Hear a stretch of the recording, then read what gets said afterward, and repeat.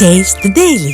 தொகுதியில் பேருந்து நிலையம் அருகே அதிமுக பொதுச் செயலாளர் எடப்பாடி பழனிசாமிக்கு கழக நிர்வாகிகள், தொண்டர்கள் மற்றும் பொதுமக்கள் உற்சாக வரவேற்பு அளித்து வருகின்றனர். இது குறித்து நமது தலைமை செய்தியாளர் ஜெயக்குமாரிடம் கேட்கலாம். வணக்கம் ஜெயக்குமார், கூடுதல் தகவல்கள். வணக்கம் ஆகாஷ்.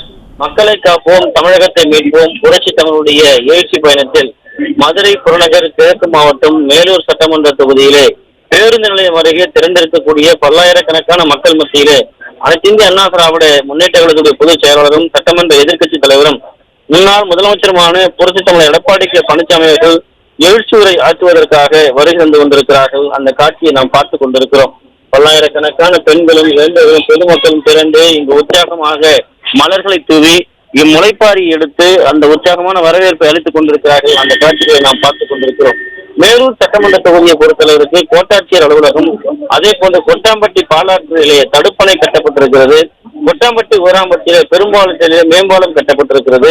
வருங்காலத்திலே பத்திரிப்பதிவு அலுவலகம், நன்சுங்கப்பட்டி மேலவரவு, வல்லாளப்பட்டி, திருவாதூர் பகுதியிலே துணைமின் நிலையம், மேலூர் கருத்தங்குடி கட்டப்பட்ட தெற்கு அதாவது தெருப்பகுதியிலே தமிழ்நாடு வீட்டு வசதி குடியிருப்பு, அனைத்து இந்திய அண்ணா திராவிட முன்னேற்ற கழக ஆட்சியிலே மக்களுக்காக இப்படி பல்வேறு திட்டங்கள் இந்த சட்டமன்ற தொகுதியில் நிறைவேற்றி கொடுக்கப்பட்டிருக்கிறது. மேலூர் மேலவரவு பகுதியிலே காவல் நிலையம் அமைத்து கொடுக்கப்பட்டது. அனைத்து இந்திய அண்ணா திராவிட முன்னேற்ற கழக ஆட்சியிலே இந்த மேலூர் புதிய பேருந்து நிலையம் கட்டப்பட்டது. ஆட்சி மாற்றம் ஏற்பட்ட பிறகு அதனை இன்றைக்கு இருக்கக்கூடிய ஃபெயிலர் மாடல் ஆட்சியினுடைய முதலமைச்சராக ஸ்டாலின் சிங்கர் ஒட்டி திறந்து வைத்திருக்கிறார். மேலூர் கோட்டத்தில் அதாவது மேலூர் ரத்தம்பட்டியிலே குறைமை நிலையம் கிடைப்பிலே போடப்பட்டிருக்கிறது. அதே போன்று விவசாயிகளுக்கு மும்முனை மின்சாரம் இணைப்பு வழங்க வேண்டும் என்கிற கோரிக்கை கிடைப்பிலே கிடைக்கிறது. மேலூர் சட்டமன்ற தொகுதி ஒரு வரலாற்று சிறப்புமிக்க தொல்லியல் துறை சார்ந்த ஒரு மிகப்பெரிய பகுதி. மேலவளவு, கீழவளவு, அரிட்டாப்பட்டி, ஆனைமலை இப்படி பல்வேறு தொல்லியல் சார்ந்த பகுதிகளாக இருக்கிறது. அதனை பாதுகாப்பதற்கு, சீரமைப்பதற்கு, சுற்றுலாவாக அதை மேம்படுத்துவதற்கு எந்தவித நடவடிக்கையும் எடுக்கப்படவில்லை என்ற வேதனை இந்த பகுதிகளில் மக்கள் மத்தியில் இருக்கிறது. அதே போன்று மதுரை பொறுத்தளவுக்கு மல்லிகை விவசாயம் இருக்கிறது. அதற்கு வாசனை தெரிய தொழிற்சாலை பல முறை கோரிக்கை வைத்து அரசு கண்டுகொள்ளவே இல்லை என்ற வேதனை இருக்கிறது. இந்த சட்டமன்ற தொகுதியை பொறுத்தளவுக்கு மதுரை